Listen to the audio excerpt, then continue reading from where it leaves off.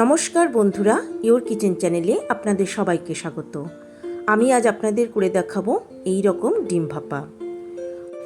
ডিমের নানা রকম রেসিপি আপনারা তৈরি করে থাকেন, একবার এই রকম ডিম ভাপা আপনারা বানিয়ে দেখুন। গরম ভাতের সঙ্গে এই গরম ডিম ভাপা খেতে কিন্তু অসাধারণ টেস্টি লাগে।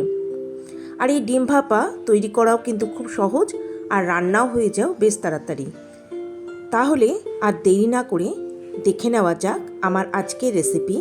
এই রকমই ভীষণই টেস্টি আর খুব সহজ ডিম ভাপা আমি কিভাবে তৈরি করলাম।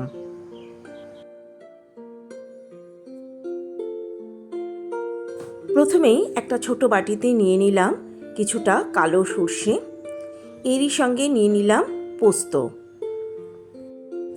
এবার এর মধ্যে দিয়ে দিলাম 1.5 চামচ পরিমাণ নুন, দিয়ে দিলাম 1/2 চামচ পরিমাণ হলুদ গুঁড়ো। এবার এর মধ্যে দিয়ে দিলাম কিছুটা উষ্ণ গরম জল। এইভাবে সর্ষে আর পোস্ত অন্তত 15 থেকে 20 মিনিট গরম জলের মধ্যে ভিজিয়ে রেখে দেবো।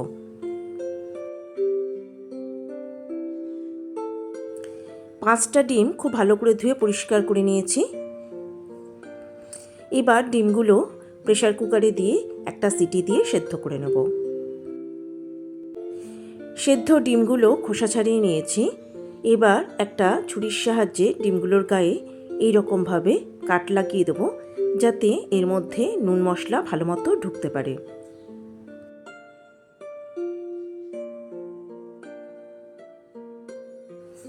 দিয়ে দিলাম এর মধ্যে 1/2 চামচ পরিমাণ নুন, আর দিয়ে দিলাম খুব সামান্য একটু হলুদ গুঁড়ো। ডিমগুলো এবার খুব ভালো করে নুন হলুদ মাখিয়ে নেব।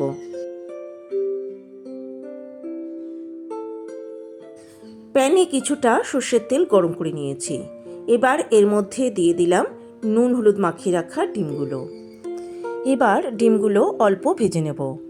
ডিমগুলো বেশি ভাজবো না, তাহলে ডিমের ওপরের সাদা অংশটা কিন্তু বেশ শক্ত হয়ে যায়, আর সেটা খেতে কিন্তু ভালো লাগে না। কয়েক মিনিট ডিমগুলোকে একটু নাড়াচাড়া করে ভেজে নিয়েছি। এবার এগুলো আমি তেল থেকে তুলে নেব। সর্ষে আর পোস্ত কিন্তু 15-20 মিনিট জলের মধ্যে ভিজিয়ে রাখাতে এগুলো কিন্তু বেশ নরম হয়ে গেছে এবং এরকম একটু ফুলে উঠেছে। এবার এই সমস্ত কিছু আমি নিয়ে নেব একটা মিক্সার গ্রাইন্ডার জারের মধ্যে। এরই সঙ্গে এর মধ্যে দিয়ে দেব কয়েকটা গোটা কাঁচা লঙ্কা, দিয়ে দেব কিছুটা কোড়ানো নারকেল, দিয়ে দেব খুব সামান্য একটু ধনেপাতা। সামান্য একটু ধনেপাতা দিলে ডিম ভাপার টেস্ট কিন্তু অনেক বেড়ে যায়। এরই সঙ্গে এর মধ্যে দিয়ে দেব কিছুটা টক দই। এবার এই সমস্ত কিছুর একটা মিহি পেস্ট তৈরি করে নেব। সমস্ত কিছুর খুব ভালো করে একটা মিহি পেস্ট তৈরি করে নিয়েছি। এবার ওই সমস্ত মশলার পেস্টটা নিয়ে নিলাম একটা টিফিন বক্সের মধ্যে। এবার এর মধ্যে দিয়ে দিলাম বেশ কিছুটা কাঁচা সর্ষের তেল। খুব ভালো করে এবার সমস্ত কিছুকে একবার মিশিয়ে নেব। সর্ষে পোস্ত ভেজানোর সময় তার মধ্যে নুন দিয়েছিলাম, তাই এখানে আমি আর নুন অ্যাড করলাম না। তবে নুন ও ঝালের পরিমাণটা আপনারা আপনাদের নিজস্ব স্বাদ অনুযায়ী দেবেন। আর আমার সকল দর্শক বন্ধুর কাছে একান্ত অনুরোধ রইল আমার চ্যানেলটা সাবস্ক্রাইব করার ও পাশে থাকা বেল আইকনটা প্রেস করার। কয়েকটা গোটা কাঁচা লঙ্কা আমি এর মধ্যে দিয়ে দিলাম এবং এর সঙ্গে দিয়ে দিলাম আরও কিছুটা কাঁচা সর্ষের তেল। এবার টিফিন বক্সের ঢাকনা খুব ভালো করে বন্ধ করে দেবো। একটা প্যানে দিয়ে দিয়েছি বেশ কিছুটা জল। এবার তার মধ্যে টিফিন বক্সটা আমি বসিয়ে দিলাম, কিন্তু খেয়াল রাখতে হবে জলের লেভেল যেন টিফিন বক্সের ঢাকনার থেকে বেশ কিছুটা নিচে থাকে, যাতে কোনোভাবেই জল টিফিন বক্সের ভিতরে ঢুকতে না পারে। এবার এটাকে হাই ফ্লেমে ভালো করে ফুটতে দেব। বেশ কিছুক্ষণ পরে আমি ঢাকা খুলেছি, দেখতেই পাচ্ছেন জলটা কিন্তু বেশ ভালো মতো ফুটতে শুরু করেছে। এবার এটাকে ঢাকা দিয়ে মিডিয়াম ফ্লেমে 20 থেকে 25 মিনিট রান্না হতে দেব। ফিরে এলাম প্রায় 20-25 মিনিট পর।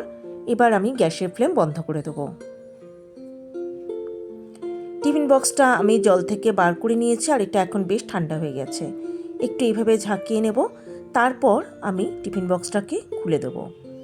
আর দেখতেই পাচ্ছেন তৈরি হয়ে গেছে আমার আজকের রেসিপি, এই রকমই ভীষণই টেস্টি, ভীষণই লোভনীয় ডিম ভাপা।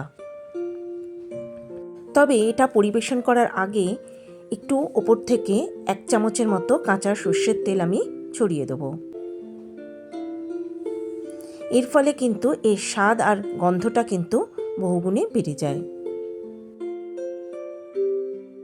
লাঞ্চে বা ডিনারে গরম ভাতের সঙ্গে আপনারা এই রকমভাবে খুব সহজেই ডিম ভাপা রান্না করে পরিবেশন করতে পারেন। গরম ভাতের সঙ্গে এই ডিম ভাপা খেতে কিন্তু অসাধারণ টেস্টি লাগে। আর এই ডিম ভাপা রান্না করাও যেমন সহজ, আর তৈরিও হয়ে যায় বেশ তাড়াতাড়ি। তাহলে রেসিপিটা আপনাদের কেমন লাগলো কমেন্ট বক্সে লিখে জানালে খুব খুশি হব।